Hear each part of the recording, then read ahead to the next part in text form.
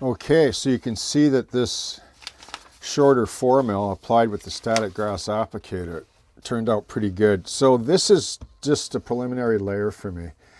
And just want to explain that. So like here's plywood, which I usually varathane whenever I put down any kind of water-based product. I just quickly skim coat this with a big fat brush.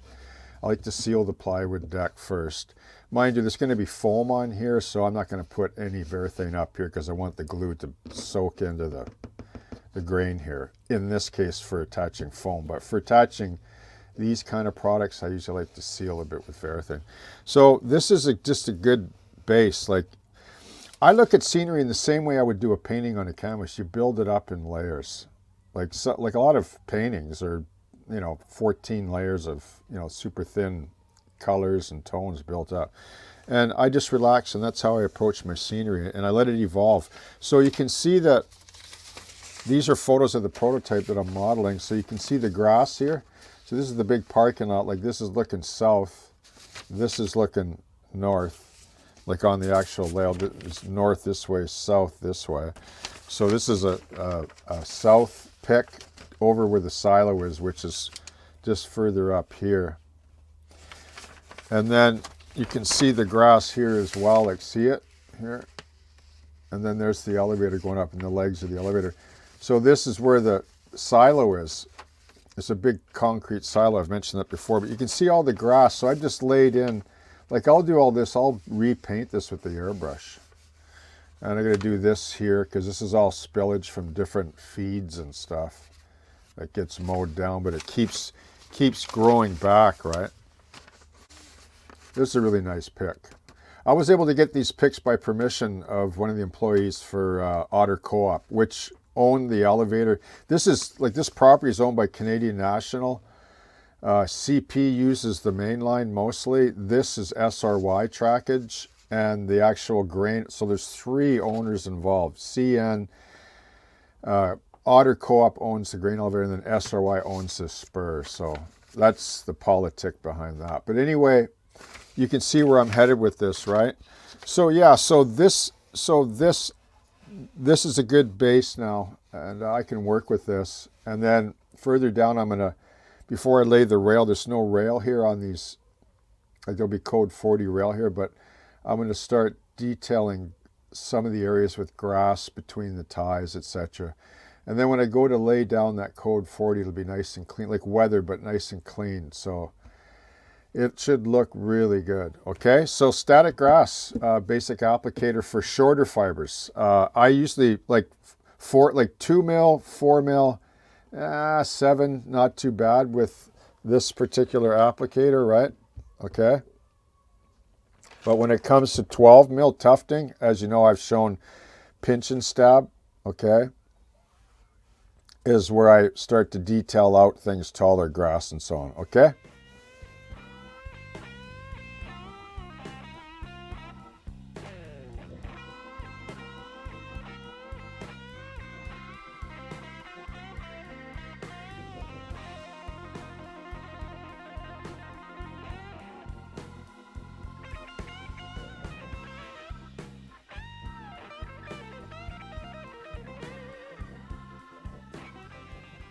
Scenery is sort of like paint. You're going to develop your own style. You got to try lots of applications and layers to find, the sort of zone, I guess. It's the same as paint. Like you got to treat scenery like static grass. I use static grass and fine turf together. Both fine turf I have, and if you ask me what color, all the colors. This is burnt grass, which I'm going to use along here, and then here's 4mm, which I use a lot of because it seems to be really good for HO, and it works really well with the static grass applicator, better than any other size in my experience. Okay, so you can see that I've laid in some dark here, and basically what I do is I paint, like I paint the matte medium, like I treat it like it's paint, like I look at my glue pattern and say, okay, that's going to be the pattern for my fine turf burnt grass texture, okay? And part of the reason why I want it, well, 2 reasons why I want it to be light along this edge. One is let's just say it's midsummer and it's mid-afternoon, and the water drains off the end of this broken terrain here. So it gets drained off quite quickly, so it tends to dry out. Whereas maybe grass or moss further up will hold moisture better because it's more level, etc., right? So you study photos, that's the key. And the second reason, the light green as opposed to the dark along the edge will really highlight underneath the ditch here. It'll really make it pop and make it look maybe a little bit more pronounced. Because ditches and things, by the time you plant, you know, turf and grass tends to disappear.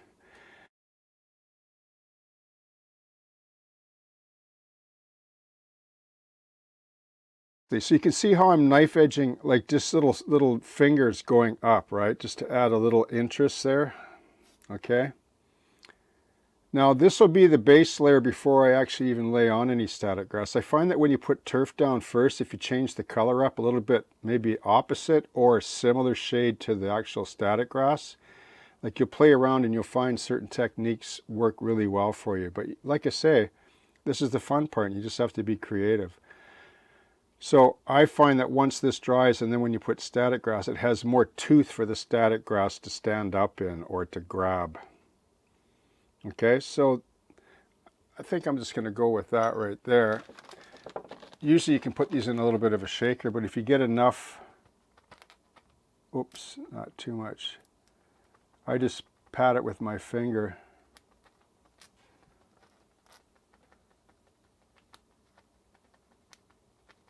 And there's always going to be waste. Like if you're going to achieve terrain that you're really happy with, there's always going to be waste. That's the way it is. It doesn't matter what hobby it is. Paints like that. Even fly tying. Like I fly tie in the late winter, early spring, and I don't use all the feathers that I use. I pick the best feathers for the best flies that I catch the best trout with. So if you can save some of that, that's great. But at this point, and for the purposes of the video, I'm not going to worry about it.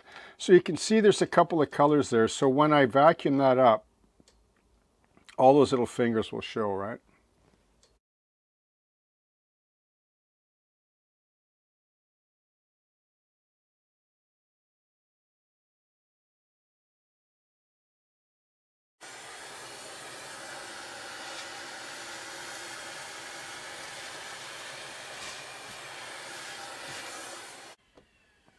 Okay, so you can see now I have a darker layer up top near the ballast, which is a nice contrast.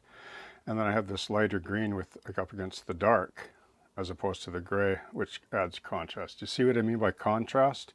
So if I had to reverse those, it wouldn't have the same dramatic effect. If I used light up here against the light gravel, and then dark here against the dark ditch, it wouldn't have the same pop factor. So that's where that, like, things like that will determine my scenery application before like a photo of the real world does. And besides, even when we use photos, and we should, you're going to stray. Just use the photo for inspiration. And as you're starting to do scenery, do small sections at a time. And just think layers at first and just have fun with it. Experiment, because it's going to be a different experience for everyone. So what I'm going to do is I'm going to lay in a little bit of this 4 mil, or 7, like there's 4 and 7 mixed together. But before I do, I'm going to take my little fan brush again, and I'm going to go like, I'm going to put it in the center here like this, okay?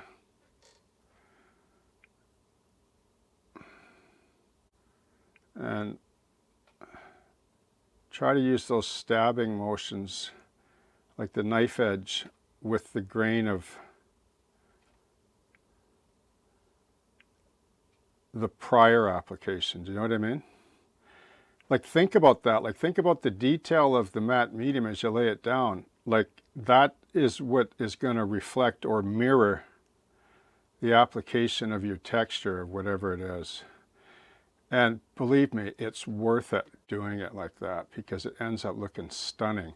Especially if you're into shelf layouts where you just, like, you're kind of have that, well, you're a model railroader, but you're also a collector, and you have some of your favorite locomotives that you just like to look at, even if they're idling on a siding or on the main waiting for a signal. Like that, that's kind of my philosophy. Like, you know, like I don't need to run trains. I don't know if I've mentioned this, like big long trains. It's just not my style of rail fanning. And all the power to those that do. Like if that's what you love to do, then that's how you should model.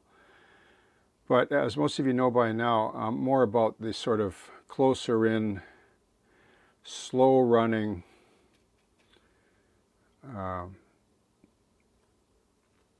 you know, particular scene, let's say, approach.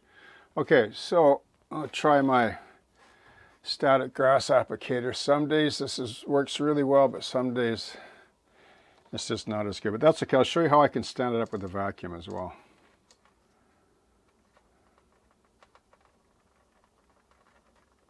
That's working pretty good, I guess.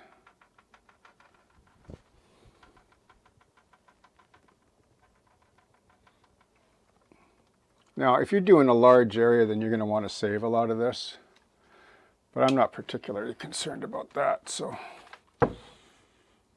So a lot of this static grass, unfortunately, just didn't stand up like I would like, right? But I'll show you how I make it stand up.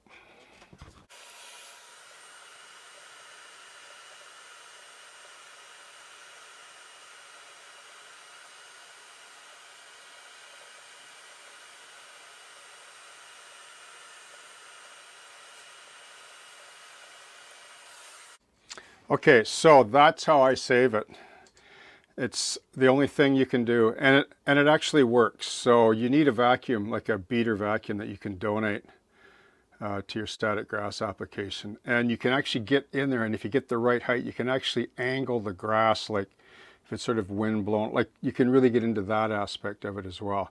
So now that this has good tooth, what I'm going to do is later is I'm going to come back with 7mm, and that'll stand up really well because there's already, like I find that when you build up static grass from like 2mm, 4mm, 7, it stands up better as you get taller because there's already static grass or a static field within the static grass you already applied before. So like over here, this turned out just awesome. Like I just love this section over here. Unfortunately, it's on the other side of the slope, but it still looks really good. And then some further down, and then I did pinch and stab down here, which goes into this really well too. So just think about layers and don't sweat it if it doesn't stand up right away for you. Just work another layer in and you'll get it to work. And it'll look really good, okay?